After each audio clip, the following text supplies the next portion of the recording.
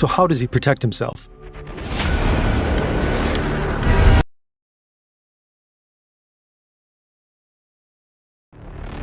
Vladimir Putin has a lot of enemies.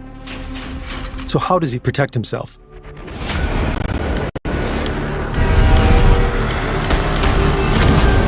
In this video, we'll look at 4 of the Kremlin's security measures. A rolling fortress, orchestrated chaos in the skies, a ghost train straight out of a James Bond movie, and sophisticated deception tactics. Together, they tell a story about the Russian state and its increasingly paranoid leader.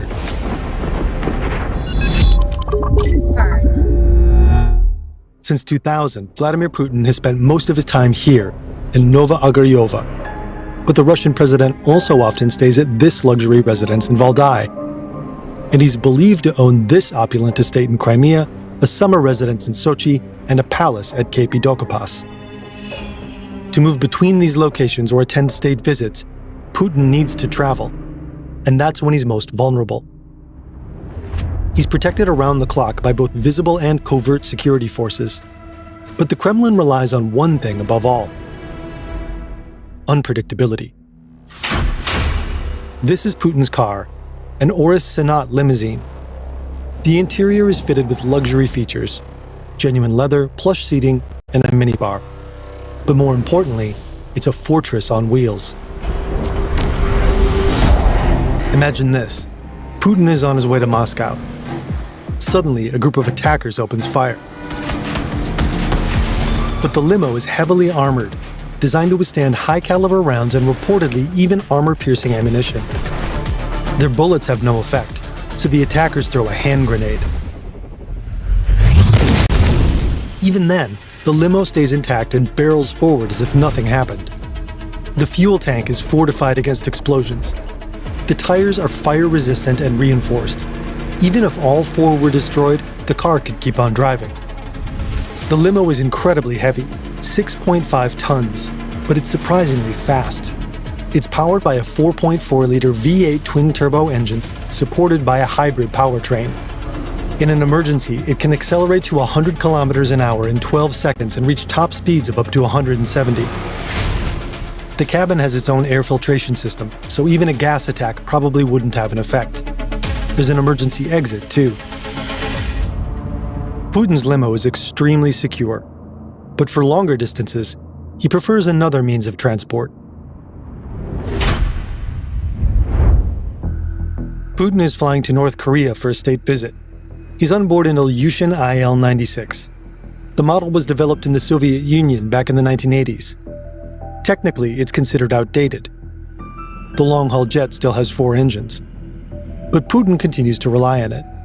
His customized version is known as the Flying Kremlin, and it's equipped for maximum comfort. The presidential jet is stocked with a king-size bed, a conference room, a dining area, and a personalized gym. Even at 10,000 meters, security remains the top priority. The Flying Kremlin reportedly has its own advanced communications array, missile defense system, and emergency escape pod. When necessary, it's escorted by fighter jets. But that's not all. Intelligence reports also suggest that Putin is so paranoid that he's constantly accompanied by a team of personal doctors. Most of us can't relate. Half of us haven't even booked a dentist appointment in years, but we keep meaning to. You go once, you keep telling yourself you'll book the next one before you even get home, and then somehow 2 years go by and you're Googling teeth hurt normal at midnight? Or maybe you get it together and use ZocDoc, today's video sponsor. ZocDoc's a free website that helps you find and book doctors, dentists, dermatologists, all the people you don't want to see but have to, and they're all near you. With over 150,000 providers across hundreds of specialties, you can read reviews from real patients and see openings that you can instantly book online, which is great if you don't love calling. Appointments usually happen within 24 to 72 hours, sometimes even the same day. A filter lets you search by specific health insurance policies too. Click the link in the description or go to ZocDoc.com/Fern and take care of your health without the wait.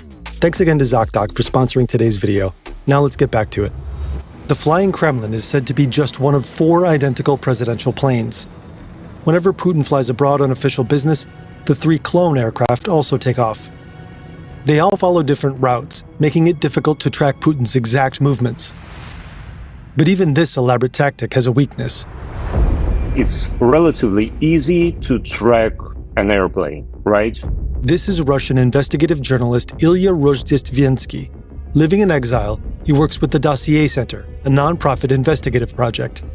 There are dozens of websites like Flight Radar and all these sort of things that provide data on different airplanes. Technically, each of these aircraft could be tracked and located, which means that in theory, a powerful adversary could target all four at once, which is exactly why Putin prefers his train. If you saw this train moving through Russia, you'd barely notice it. It looks like a normal Russian train, gray with red stripes. There is probably very little chance that you would recognize it if you see it somewhere. Look closer, and you notice a few oddities, like multiple diesel locomotives at the front of the train, and this small dome on the roof. For the special communications, and that's probably it. That's the only thing that is different from the normal train. It isn't a secret that Putin has his own special train. The Kremlin has even released images from its onboard conference room. But for a long time, no one knew what the rest of the train looked like. Until the Dossier Center released some highly confidential documents. These were allegedly leaked by an insider at Sircon Service, a Russian company specializing in manufacturing custom railway cars. The Kremlin allegedly tasked Sircon Service with building the cars for the presidential train. It's not a very big business. There are not too many people who really want to spend their money to build a custom train. According to the leaks, the train is heavily armored and bulletproof. That makes it so heavy that each car needs 6 axles rather than the standard 4. Inside, wow, it's luxurious. It's really something incredible. This train provides Putin with anything he could possibly need. So there's a car where he can sleep, there's a car for work, there's a restaurant car. One car is even said to house a fully equipped gym and a beauty salon soundproofed to prevent audio surveillance, complete with a massage table and a radio frequency machine designed to keep the skin firm. The Kremlin denies that Putin has ever used or owned a train car like this. Finally, there's a tiled spa area featuring a full Turkish steam bath and shower. Ilya says the ghost train doesn't appear on official timetables.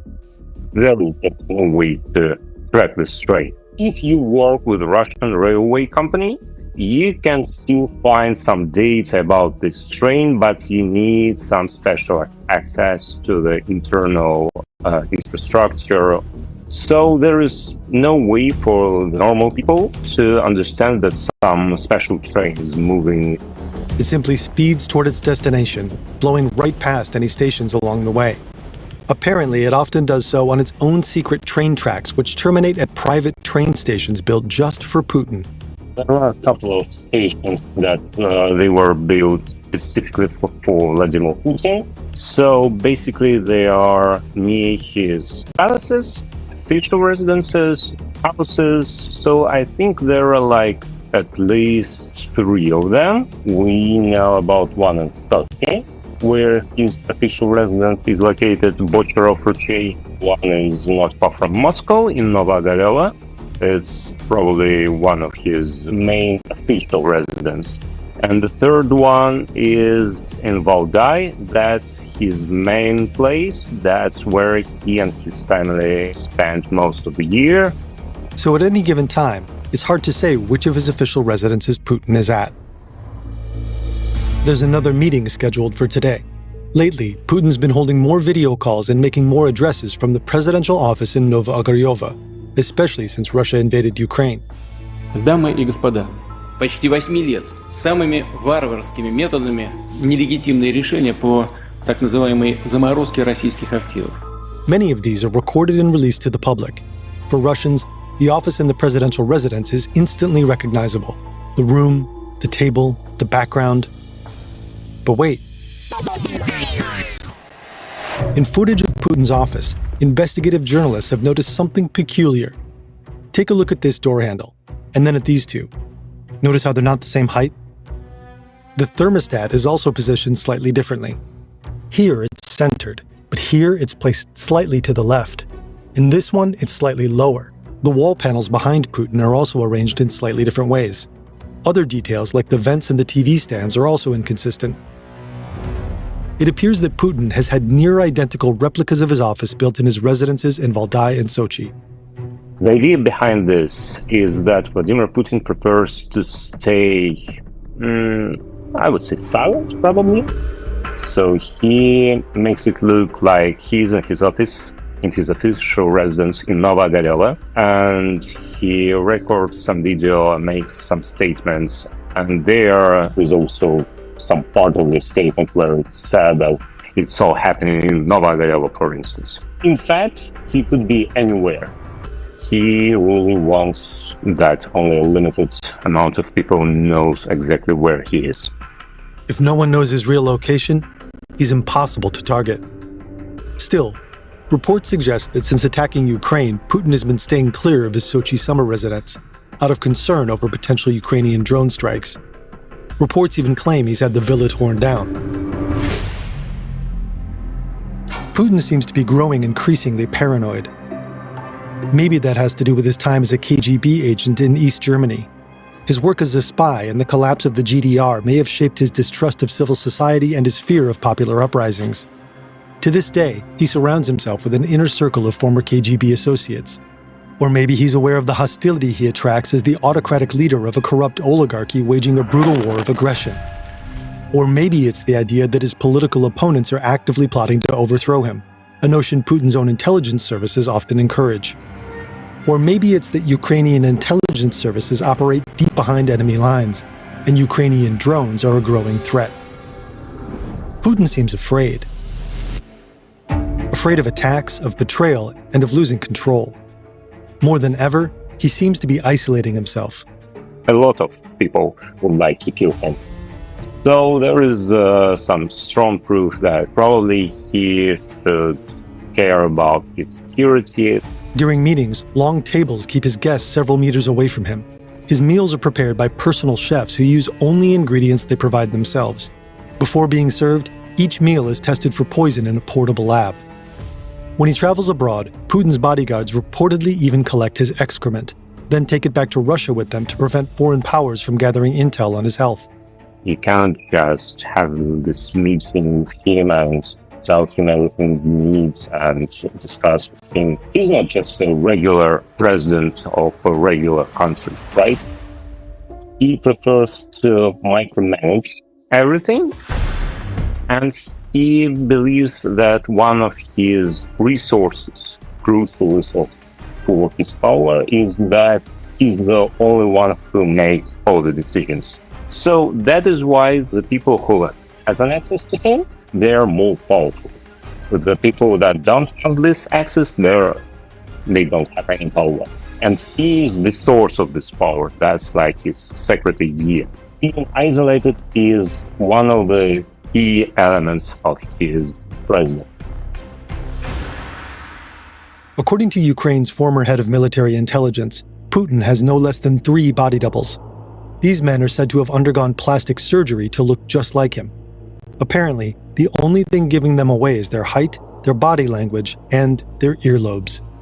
The Kremlin denies these claims.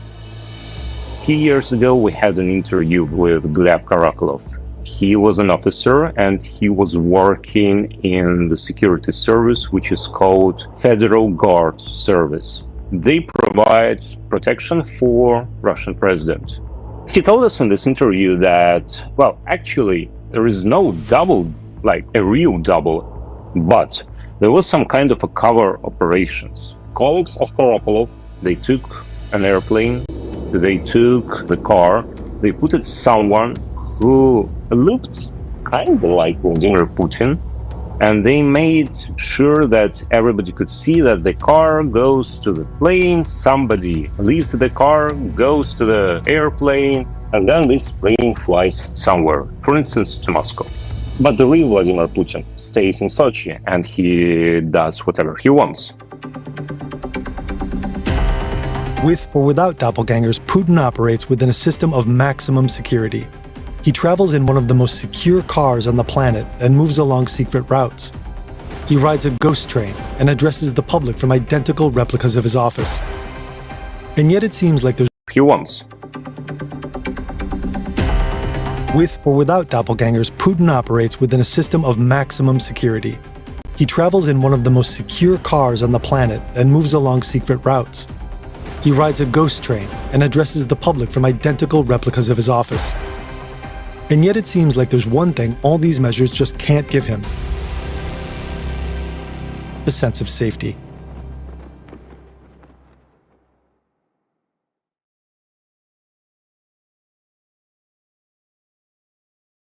I'm a brand manager, and my ClickUp looks like this. I'm a project manager. My ClickUp looks like this.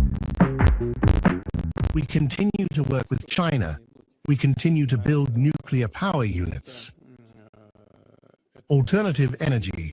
China has made considerable progress in this, but there is nonetheless room for cooperation. That is space.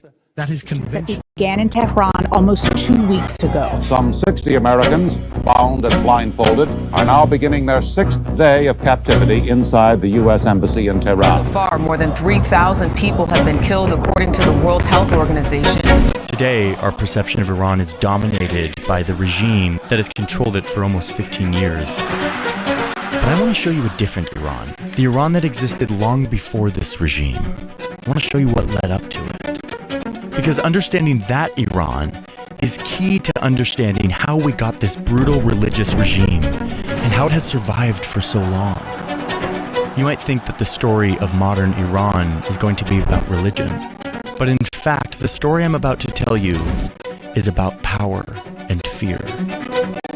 Because for most of its history, Iran was a superpower, an advanced civilization ruling over.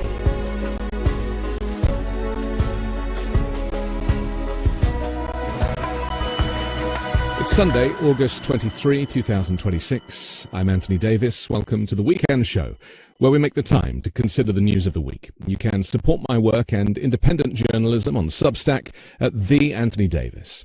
Our guest today joined the Washington Post in 2016 as the paper's first Silicon Valley correspondent. Since then, she's broken some of the most consequential stories of the last decade, including being part of the team that broke the story of Russian online disinformation in the 2016 election, and was part of the team that won the 2026 Pulitzer Prize for public service for their coverage of Doge. Elizabeth Waskin, welcome back to The Weekend Show. Thanks, Anthony. You wrote on August 5th an article entitled "Lawmakers Call for Pentagon Probe of Trump Family-Backed Companies," and this